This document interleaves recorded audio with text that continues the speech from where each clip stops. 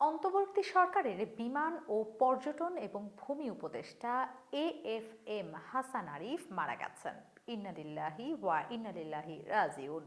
তিনি হৃদরোগে আক্রান্ত হয়েছিলেন বলে জানা গেছে। শুক্রবার রাজধানীর ল্যাবেইড হাসপাতালে শেষ নিঃশ্বাস ত্যাগ করেন তিনি। মৃত্যুকালে তার বয়স হয়েছিল ৮৩ বছর।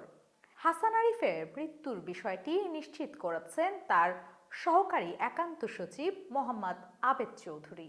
আইনজীবী হাসান আরিফ ২০০১ সালের অক্টোবর থেকে ২৮ এপ্রিল ২০০৫ সাল পর্যন্ত বাংলাদেশ সরকারের অ্যাটর্নি জেনারেল ছিলেন।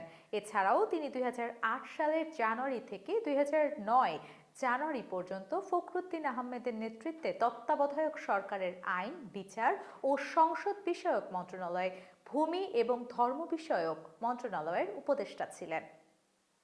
ছাত্র জনতার অভ্যুত্থানে শেখ হাসিনা সরকারের পতনের পর গত ৮ আগস্ট বাংলাদেশের অন্তর্বর্তী সরকারের উপদেষ্টা হিসেবে নিযুক্ত হন হাসান আরিফ। পরদিন ৯ আগস্ট স্থানীয় সরকার, পল্লী উন্নয়ন ও সমবায় মন্ত্রণালয়ের উপদেষ্টা হিসেবে দায়িত্ব পান। এর ২ সপ্তাহ পর ২৭ আগস্ট তিনি ভূমি মন্ত্রণালয়ের উপদেষ্টা হিসেবে দায়িত্ব পান। হাসান আরিফ ১৯৪১ সালে কলকাতায় জন্মগ্রহণ করেন। কলকাতার সেন্ট জেভিয়ার্স কলেজ থেকে মাধ্যমিক এবং উচ্চ মাধ্যমিক শিক্ষা সম্পূর্ণ করেন। এরপর স্নাতক এবং LLB ডিগ্রি সম্পূর্ণ করেন কলকাতা বিশ্ববিদ্যালয় থেকে। ভারতের পশ্চিমবঙ্গের কলকাতার হাইকোর্টে ১৯৬৭ সালে আইনজীবী হিসেবে কাজ করেন। এরপর ঢাকায় এসে বাংলাদেশের হাইকোর্টে কাজ শুরু করেন।